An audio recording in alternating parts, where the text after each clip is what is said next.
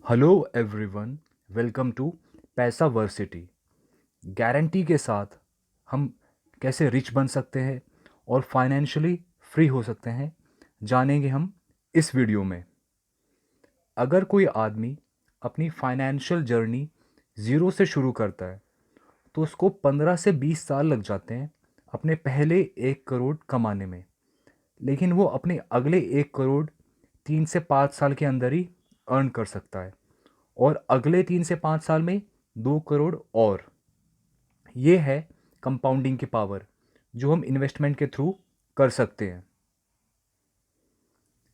Famous investor Warren Buffett भी हमेशा से ही जानते थे कि एक ना एक दिन वो रिच हो पाएंगे। उन्होंने भी अपनी जर्नी बहुत ही कम अमाउंट और एक छोटी एज से शुरू की थी, लेकिन उनका कहना है, I knew I was going to be rich. I don't think I ever doubted it for a minute. और ये इसीलिए पॉसिबल हो पाया क्योंकि उन्हें एज भले ही थोड़ी थी, लेकिन उन्हें कंपाउंडिंग की नॉलेज थी। और वर्ल्ड के मैक्सिमम रिच पीपल कंपाउंडिंग का यूज़ करते हैं अपनी वेल्थ बिल्डअप करने के लिए। मान लीजिए आपको किसी कंपनी में जॉब मिली है 3 साल के कॉन्ट्रैक्ट पर, और वो कंपनी आपको आपकी सैलरी के लिए दो ऑप्शन देती है। ऑप्शन वन में तो ये कि आप 1 लाख रुपए महीना ले सकते हैं, और ऑप्शन टू कि आप 1 पैसा पर मंथ ले सकते हैं। लेकिन इसमें एक कंडीशन है कि आपकी सैलरी हर महीने डबल हो जाएगी। यानी कि फर्स्ट मंथ आपको मिलेंगे 1 पैसा, सेकेंड मंथ 2 पैसे, थर्ड मंथ उसका डबल 4 पैसे, 4 मंथ उसका डबल 8 पैसे, इस तरह। तो आप कौन सा ऑप्शन चूज़ करेंगे? ज़रा सोचिए। अगर आप ऑप्शन वन चूज़ करते हैं तो 3 साल में आपको मिलेंगे 36 लाख रुपीज़, सफिशेंट अमाउंट। अगर आप ऑप्शन टू चूज़ करते हैं तो आपको मिलेंगे 68 करोड़ 71 लाख 94,000। एक तरफ 36 लाख, दूसरी तरफ 68 लाख करोड़। कोई मैच ही नहीं है। और ये पॉसिबल हो पाया सिंपली कंपाउंडिंग की वजह से। तो इससे हम देख सकते हैं कि कंपाउंडिंग में कितनी फोर्स है, और हमें इस फोर्स को अपने लिए यूज़ करना है, अपना फ्रेंड बनाना है। लोन लेकर अपना एनिमी नहीं बनाना। अब देख जानेंगे कंपाउंडिंग के कॉन्सेप्ट के बारे में। दो दोस्त ले लेते हैं, एक राजू और दूसरा श्याम। दोनों 1-1 लाख रुपए इन्वेस्ट करते हैं, और दोनों को 15% रिटर्न मिलेगा, ये हम मान के चलते हैं। 1 साल बाद दोनों को 15,000 रुपये इंटरेस्ट मिलता है। राजू उन 15,000 को विदड्रॉ कर लेता है, उनसे एंजॉय करता है, सेलिब्रेट करता है।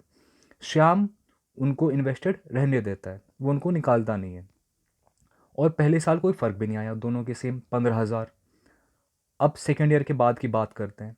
राजू को फिर से 15,000 रुपये मिलते हैं, और वो भाई साहब फिर से उन्हें विदड्रॉ कर लेते हैं, सेलिब्रेट करते हैं। लेकिन श्याम को सेकेंड ईयर के बाद मिलेंगे 17,250 रुपीज़। 15,000 तो उसके 1 लाख रुपए के ऊपर 15% रिटर्न के हिसाब से, और 2,250 रुपये जो उसने 15,000 इन्वेस्टेड रहने दिए थे।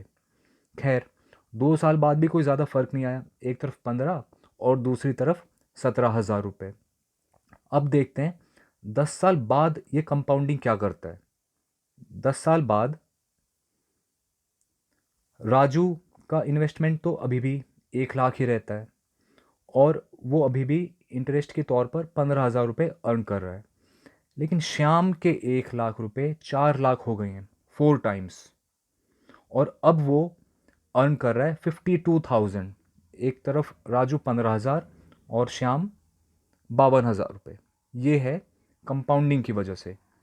तो राजू अपनी लाइफ जी रहा है सिंपल इंटरेस्ट के रूल्स के हिसाब से, और श्याम कंपाउंड इंटरेस्ट के रूल्स के हिसाब से। और रियल लाइफ में ज़्यादातर लोग सिंपल इंटरेस्ट के रूल्स के हिसाब से ही अपनी लाइफ जीते हैं। तो हम देख सकते हैं कि हमारा इन्वेस्टमेंट तो कंपाउंड हो रहा है, लेकिन गलती हमारे तरफ है। हमें कंपाउंडिंग के बारे में नहीं पता, इसलिए हम अपने इन्वेस्टमेंट को कंपाउंड होने ही नहीं दे रहे। अब हम कंपाउंडिंग के पहले इम्पॉर्टेंट फैक्टर के बारे में देखते हैं, वो है रेट ऑफ रिटर्न। मान लीजिए राजू और श्याम 10-10 लाख रुपए इन्वेस्ट करते हैं। राजू अपने पहले 5 लाख रुपए तो एफडी में डालता है, जहाँ पर on an average 7% rate of return है, और दूसरे 5 लाख रुपए गोल्ड में, जो तकरीबन 9% रिटर्न देता है। श्याम अपने पहले 5 लाख रुपए तो सेविंग्स अकाउंट में डाल देता है इमरजेंसी फंड के तौर पर, और बाकी के 5 लाख रुपए इक्विटी में। सेविंग्स अकाउंट में 4% रेट ऑफ रिटर्न मिलता है अराउंड, और इक्विटी में जैसे कि इंडेक्स फंड में 17% के हिसाब आसपास। तो राजू के एफडी वाले 5 लाख रुपए तो बन जाते हैं 18 लाख रुपए, और गोल्ड के 5 लाख 25 लाख रुपए, और इस तरह उसका टोटल इन्वेस्टमेंट बन जाता है 43 लाख रुपीज़। ठीक ठाक है। श्याम के सेविंग्स अकाउंट वाले 5 लाख बन जाते हैं 10 लाख, और इक्विटी वाले 98 लाख, और इस तरह उसका टोटल कॉर्पस बन जाता है 1,10,00,000 रुपए, राजू का डबल।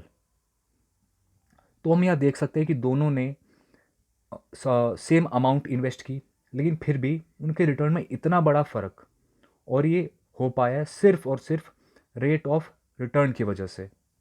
तो इसलिए अगर हम यंग हैं, हमारे पास इंश्योरेंस है, और हमने अपने लिए एक इमरजेंसी फ़ंड भी बनाया हुआ है, तो हमें ये 8 से 10% देने वाले, रिटर्न देने वाले फाइनेंशियल इंस्ट्रूमेंट्स में इन्वेस्ट नहीं करना चाहिए, जैसे कि एफडी वगैरह।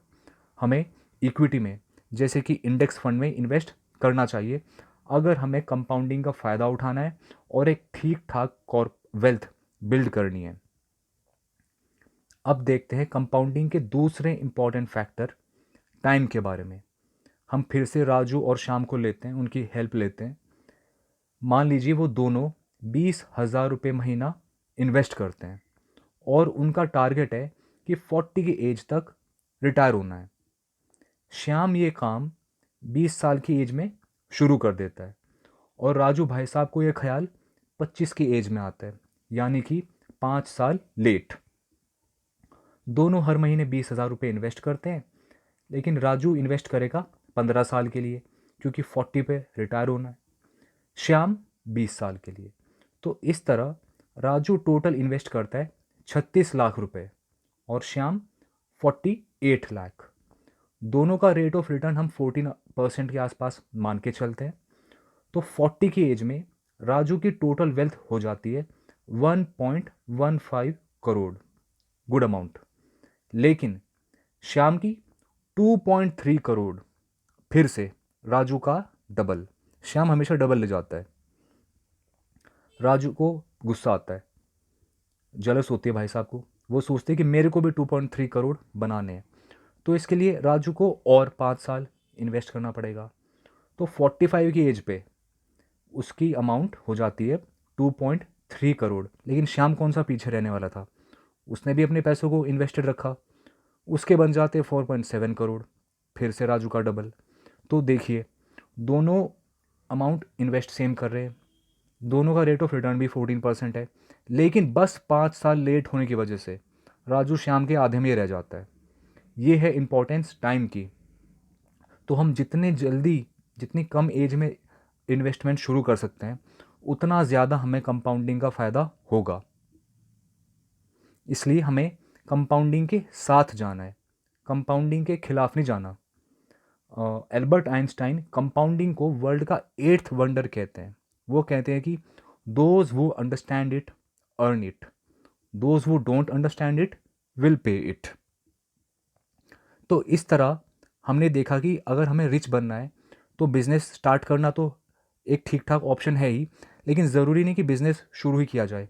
अगर हम इन्वेस्टमेंट करते हैं और कंपाउंडिंग को फ़ायदा उठाते हैं, उसको अपने फेवर में रखते हैं, तो भी हम वेल्दी बन सकते हैं। तो आशा करते हैं कि आपने इस वीडियो से कुछ सीखा होगा, आपको ये वीडियो यूज़फुल लगी होगी। अगर अच्छी लगी हो तो लाइक करें। मिलेंगे जल्दी ही अगली वीडियो में। Till then take care.